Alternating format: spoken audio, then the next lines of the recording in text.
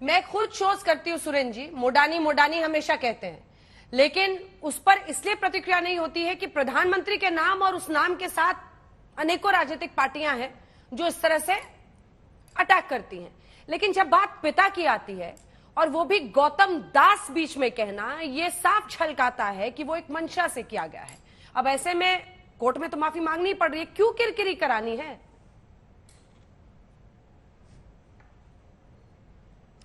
अंजना जी, आप तो जिम्मेवार प्रस्तोता हैं, आप तो सारी चीजें देखती हैं। बड़ी पुरानी सी एक शेर याद आ गया, कहते हैं ना कि अब हुकूमतों में ये गीत दोहराया जाएगा, जुल्म होता जिसने देखा मार डाला जाएगा।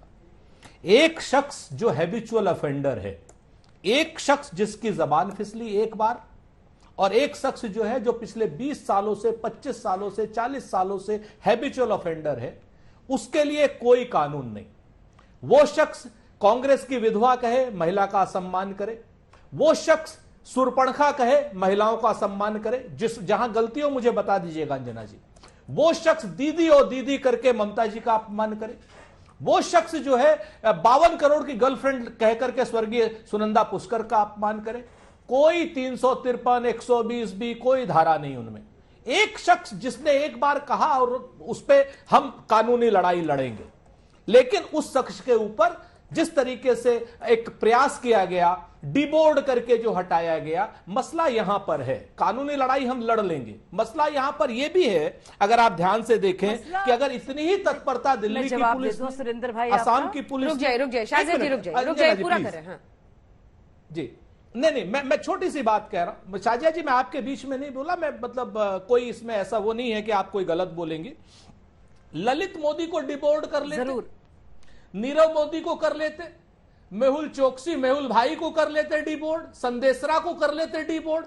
अगर ये पुलिस जो है इतनी ताकत से ये काम कर रही है तो आखिर कर क्यों रही है, इसको देखने वाली बात है। देखना यह है कि जब ईडी नहीं हमारे सेशन को खत्म कर पाई, जब छापे नहीं खत्म कर पाए, तो अब क्या करो कहन साहब, अब ऐसा कर दो कि अब इनको डिबोर्ड करो पवन खेड़ा को, जैसे पवन खेड़ा कोई आतंकवादी है। पवन खेड़ा कानून को मानने वाले नागरिक हैं, पवन खेड़ा कानून का पूरा सम्मान करते हैं। पवन खेड़ा को जब कानून की तरफ से आप कहेंगे पवन खेड़ा हाजिर हो जाएंगे, मैं जिम्मेवारी लेता हूं, मैं जमानत लेता हूं, जिस तरीके से भी जब कहेंगी। लेकिन उनको बेइज्जत करना है, कांग्रेस को बेइज्जत करना है। पर ये मैं तो आपसे कहता हूं ना, जवाहरलाल नेहरू के पिताजी के नाम पर शाहजिया जी के लोगों ने क्या कहा।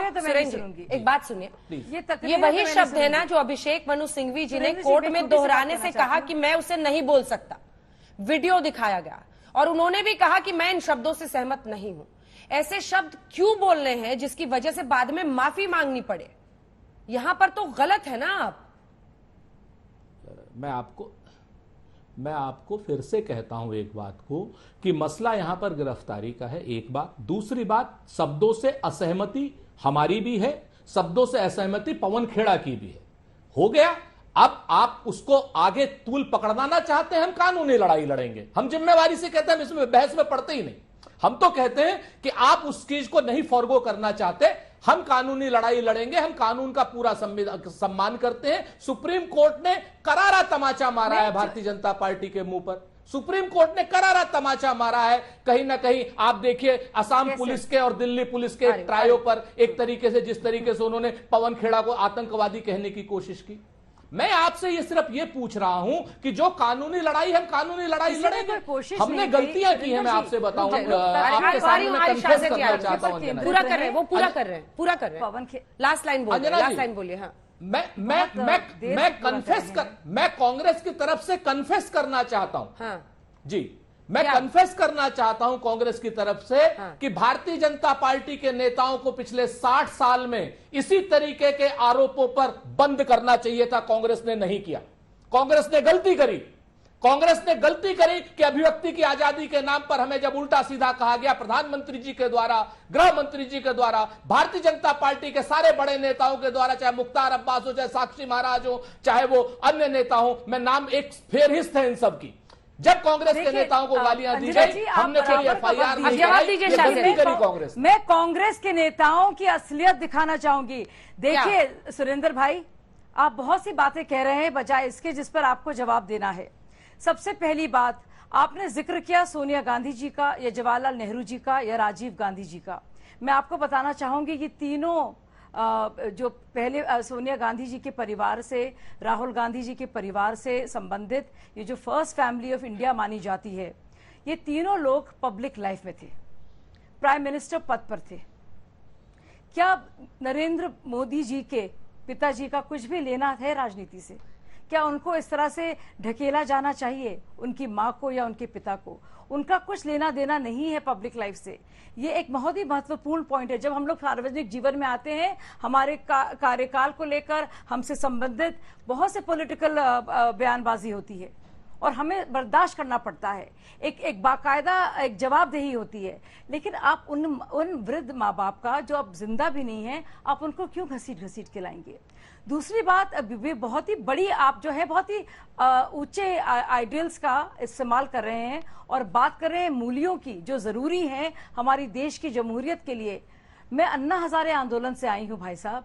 आपको याद है किस तरह से आप लोग ने डंडे मारे थे? निर्भया आंदोलन में याद है किस तरह से आपने पुलिस का इस्तेमाल किया था?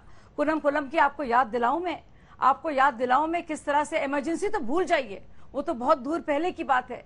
लगातार आप लोग ने क्या कुछ किया है फ्रीडम को और अभिव्यक्ति की आजादी को खत्म करने के लिए। मुझे याद है मैं मीडिया में बाकायदा काम करती थी, एक शब्द नहीं कहा जा सकता था सोनिया जी के बारे में। आप लोग को इतनी गहरी आपत्ति होती थी। अभी हमारे सोनिया गांधी जी हैं जो कि बाकायदा बेल पर हैं, सब जानते हैं।